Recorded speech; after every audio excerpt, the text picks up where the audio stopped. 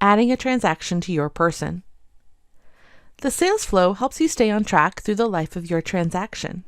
It helps you to do the right thing at the right time and keeps you on track to meet your annual goal. In the Getting Started course, you saw how to organize your people and the best practices to get your people into the correct zone of the sales flow. In this course, I'll walk you through how to add a transaction to a person, what details can and should be added, the difference between an MLS and non-MLS transaction, how to work with your tasks, and how to move your people through the sales flow. MoxiEngage will begin to learn how you work as an agent and provide helpful insight into whether or not you will achieve your annual goal.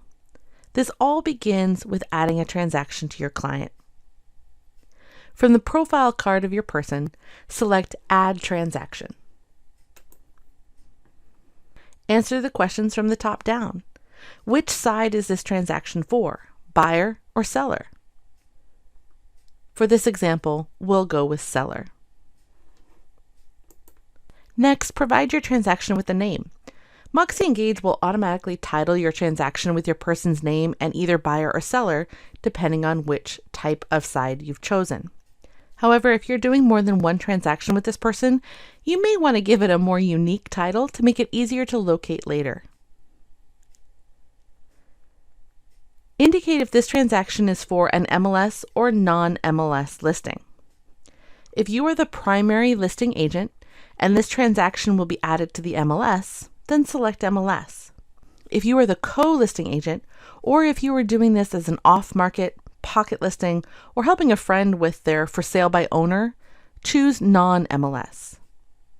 When a listing closes on the MLS, we will connect it to the primary listing agent and display the information on the Goals module automatically.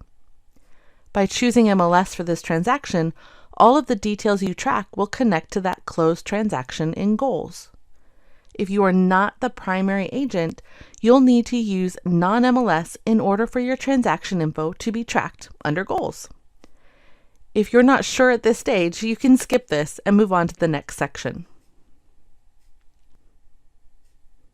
If your person has an address on their profile, that address will automatically be used for this transaction because it's assumed the property they want to sell is the one where they are currently living. You can update this as needed. Be sure to include your target price. This information will be used to help you know if you're on track to meet your goal this year. It can be either a single number or a range. Next, we'll want to track your commission information. The default commission for MoxiEngage is set to 3%.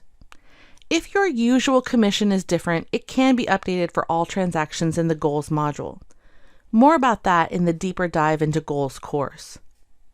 But you can also update a commission on an individual transaction basis. If you've agreed to a different amount or even a flat fee, you can track your specific commission for this transaction here.